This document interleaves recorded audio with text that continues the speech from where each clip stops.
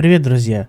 С вами Рублев, и сегодня обсудим последние изменения в подписке Game Pass от Microsoft. Краткое изложение тем. Рассмотрим ответ Microsoft на критику FTC, повышение цен и введение нового тарифа без игр на релизе. Ответ Microsoft на критику FTC. Описание ситуации. Что вообще произошло? FTC раскритиковала Game Pass стандарт, назвав его урезанной версией, но Microsoft не согласна с этим утверждением. Подробно ответила на критику. Основные аргументы Microsoft, если сжать к минимуму, следующее. Game Pass стандарт, неурезанная версия. Microsoft утверждает, что подписка предоставляет полный доступ к мультиплееру, скидки и обширный каталог игр. Также Game Pass стандарт — это сравнение с другими тарифами. Стандарт предлагает тот же набор базовых услуг, что и другие тарифы. Далее небольшой комментарий. Мнение Microsoft. Компания считает, что предоставляет качественные услуги по адекватной цене и называет критику FTC необоснованной.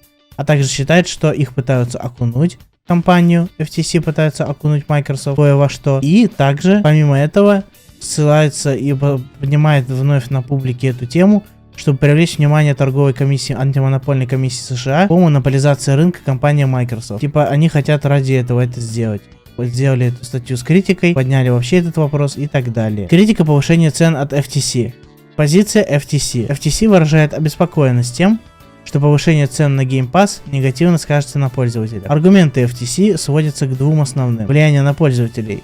Увеличение стоимости может сделать сервис менее доступным. И предупреждение о вреде. FTC ранее указывал на потенциальные негативные последствия монополизации рынка. Реакция сообщества была крайне интересной. Отзывы пользователей говорят о том, что некоторые геймеры поддерживают критику FTC, указывая на неудобства и повышение цен.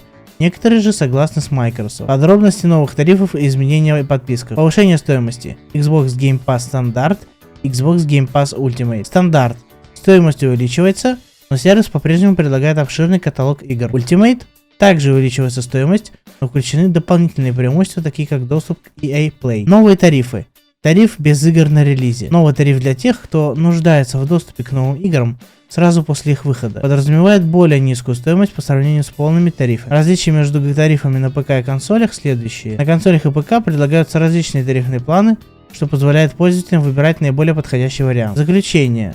Подведение итогов и выводы. Изменения в Game Pass приведут к повышению стоимости, ответ на критику FTC и новые тарифы. Личное мнение мое касаемо этой ситуации. Конечно, из плюсов это обширный каталог игр, новые тарифы для разных категорий пользователей и так далее. Из минусов же повышение цен может негативно сказаться на доступности сервиса. Очень хочется отметить то, что повышение цен это всегда негативное для геймеров явление. Для Microsoft, как для капиталистов, это шанс заработать больше денег. Может быть, они аргументируют это не только аргументами, которые они предложили в аргументацию на позицию FTC, но также это и инфляция, и другие показатели. Но, как мне кажется, здесь дело в том, что просто хотят заработать и подняли немного цен, вот, чтобы урегулировать рынок своих товаров и услуг, игр, услуг и так далее. Для геймеров это, конечно, отрицательно скажется на геймерах. Мы будем больше платить за подписку Game Pass Ultimate, Game Pass стандарт. Появится новый вид подписок, это, конечно, хорошо. Есть большая категория геймеров, которых игры на релизе не интересуют, а интересует библиотека большая игр, которая уже сложилась за эти годы. Многие не прошли игры, которые есть в библиотеке еще в этой. Куда им до новых игр. Ну и также хочется сказать, что